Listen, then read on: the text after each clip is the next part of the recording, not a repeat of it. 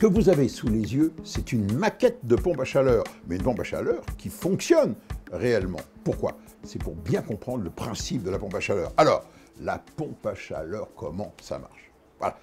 Pompe à chaleur, ça ne sert pas à fabriquer des calories. Non, non, non.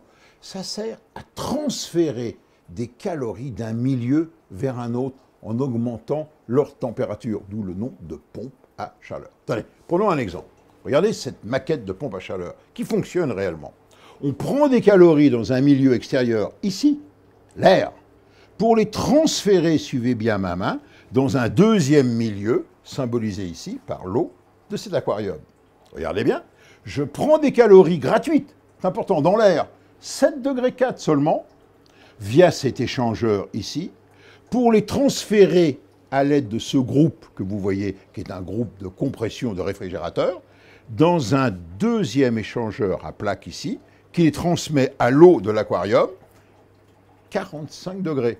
Regardez bien, je pars de 7 degrés, et avec une toute petite puissance d'un groupe, j'obtiens de l'eau à 45 degrés. Voilà donc le principe de ma pompe à chaleur. L'intérêt du système, vous l'avez bien compris, c'est qu'on prélève les calories d'un milieu où elle est gratuite, c'est celle de l'air, pour les mettre dans un deuxième milieu, qui est par exemple votre circuit de chauffage central. Voilà donc le principe de la pompe à chaleur.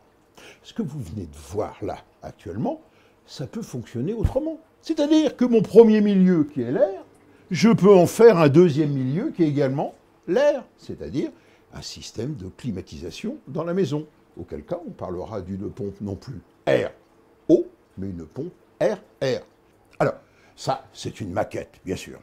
Mais il existe dans la réalité des groupes de puissance variable.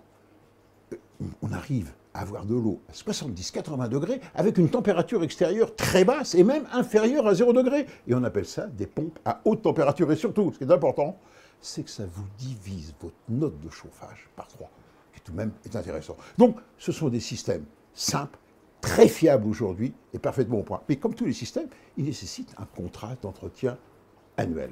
Alors, ce contrat ne peut être établi que par des entreprises certifiées, mais les entreprises qui ont la qualification, c'est très important, manipulation des gaz. Et puis, n'oubliez pas, la réglementation est faite de telle façon qu'au-delà d'une charge de 2 kg, c'est-à-dire d'une puissance de 12 kW, ce contrat annuel est obligatoire. Et puis enfin, le dernier point, pensez toujours chez vous, comme d'ailleurs pour la climatisation, à changer régulièrement les filtres, parce que c'est une source de contamination par les bactéries.